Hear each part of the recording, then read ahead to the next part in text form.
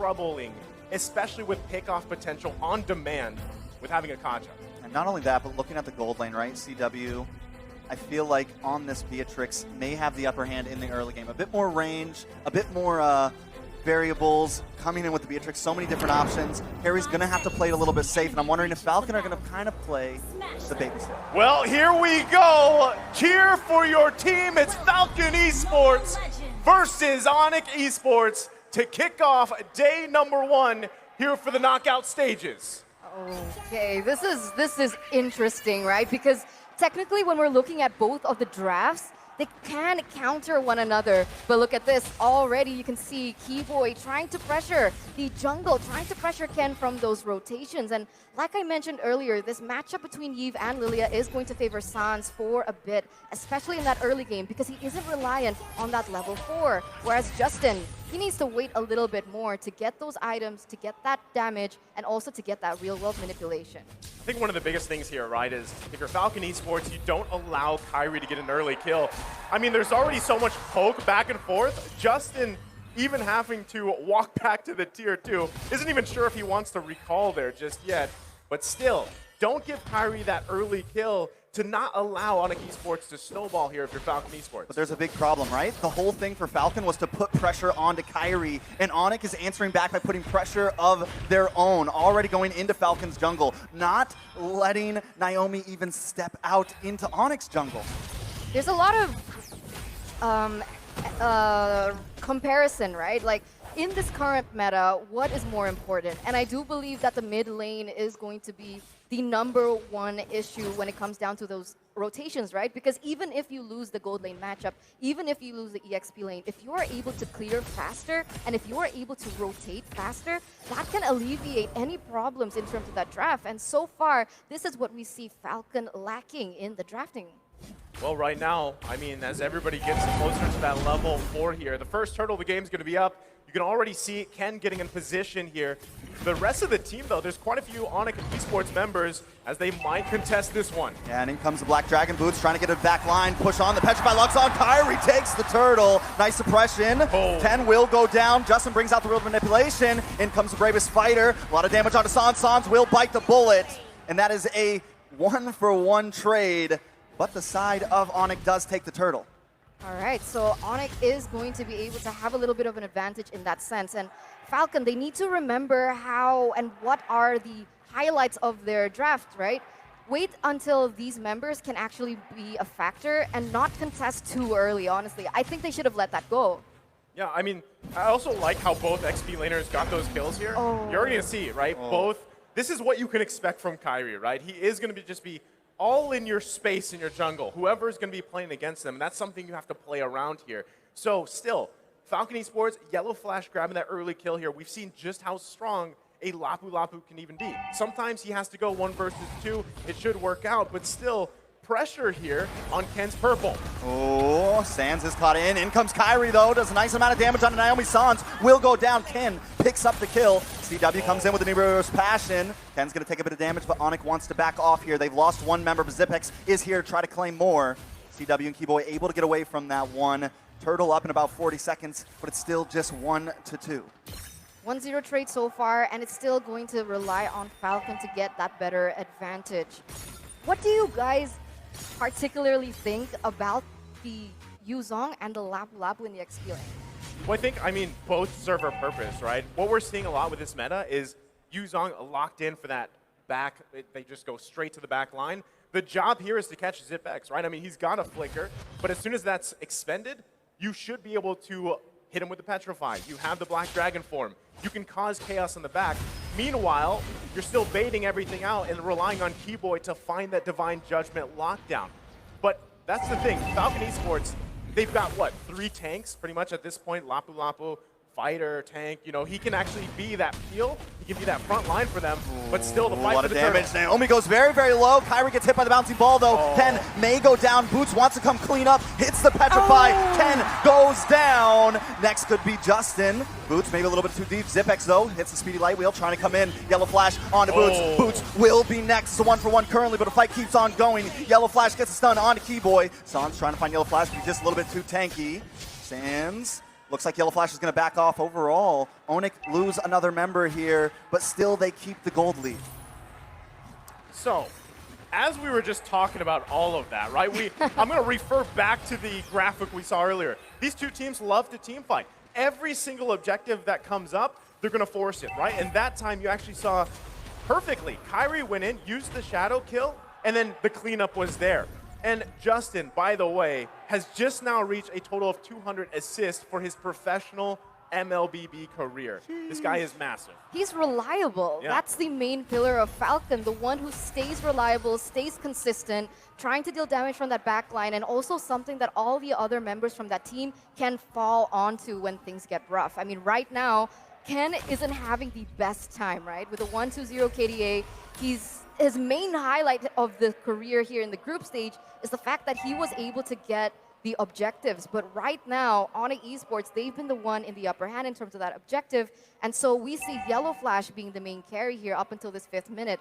And this Lapu Lapu is going to start snowballing. He has the CC, he has the damage. ONIC Esports, they need to be very aware of his positioning when they go for a 5v5 team fight, or they might actually fall short. Well, this is the great thing for Falcon, right? ZipX has mainly been able to just farm up. And yes, Justin's here kind of helping him, but might be Justin looking does for bring Sands. out the real manipulation. Keyboy's going to try to come in. Possible dive here. Don't think we're going to see too much, but with the turtle up in 19 seconds, this could be a nice advantage for ONIC. They kind of claim the pit. You've lost that utility from Justin there in the real manipulation. So ONIC, once again, still kind of feels like they're controlling the game here, controlling the tempo here, holding the gold lead and moving forward. Well, that's the thing, right? They're looking for a clean sweep on the Turtles as the third one of the game has now spawned.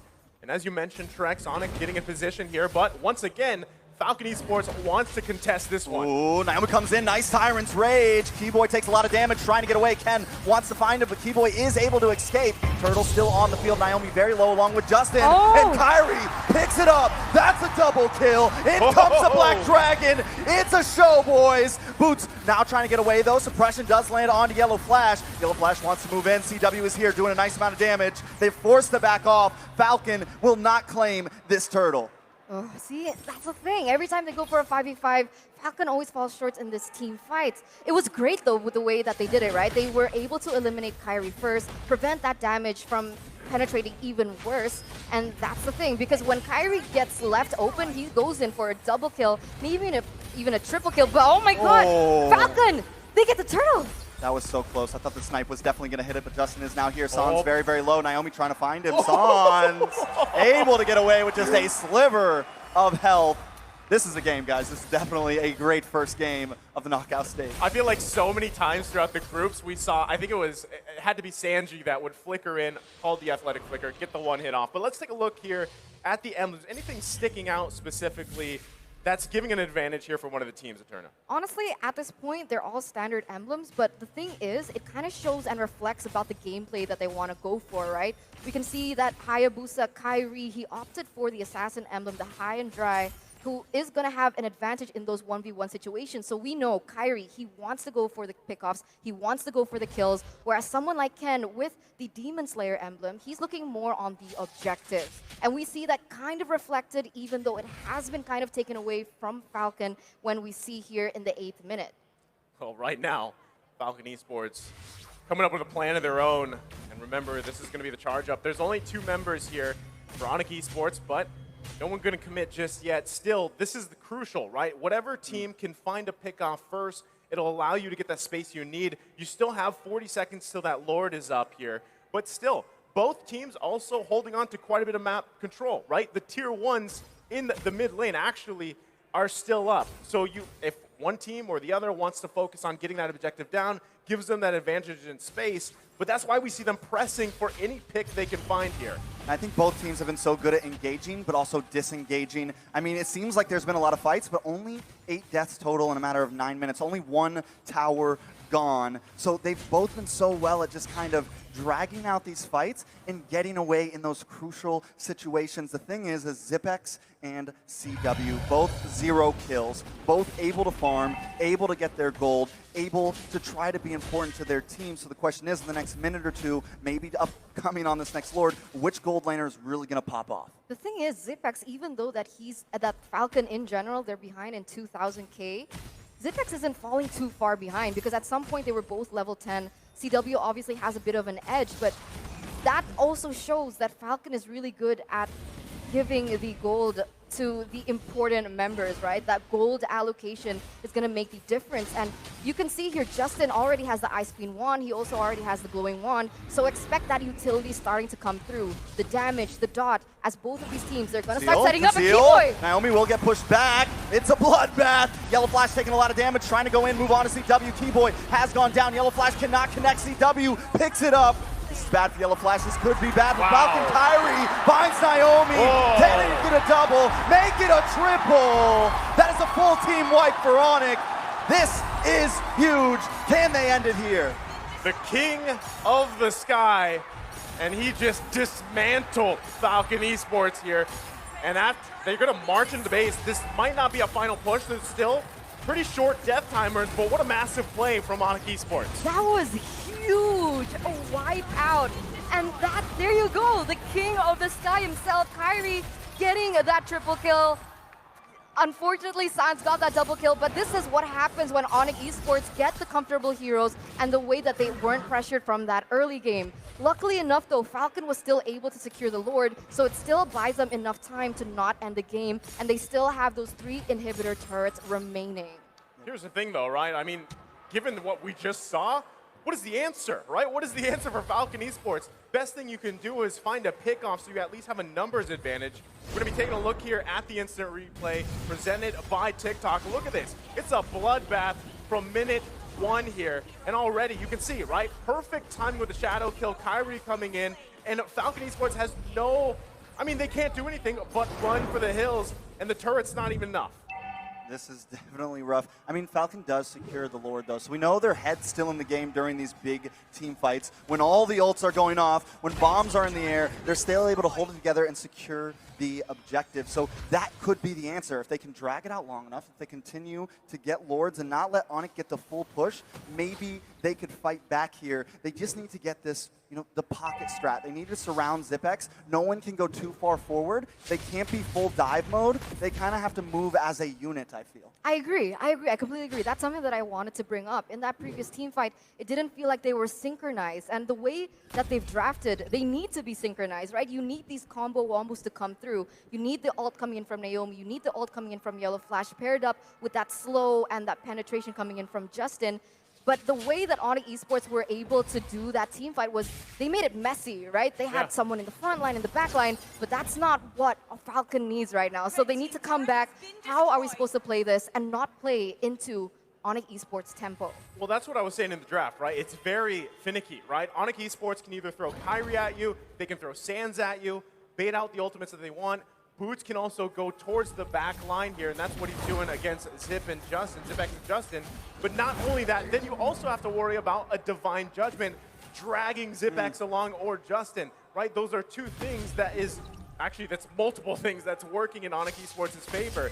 So Falcon Esports, like we said in the draft, if they lose one of those big damage dealers, whether that's the carry or the Eve, you're in trouble, right? How do you even fight that? Because still across from you, CW, 7 assists, but running that weapon mastery, has the damage and items that he needs on this Beatrix pick, and he's kind of just chilling, right? In a lot of these team fights, he's able to just do freely what he needs to do on this marksman pick because of all that, back and forth from the heroes of ONIC Esports. Oh, look at Kyrie, though. He's going to take this tower, able to get away. Doesn't even have to be down there for objective. So already, every moment, ONIC is ready to make a play, and it's going to really kind of pull Falcon apart because that's the goal. Pull them apart a bit. This is going to be the first time, though, that Falcon does not make the initial start on a neutral objective. Naomi tries to find Sans here. That is going to be a big wasted utility.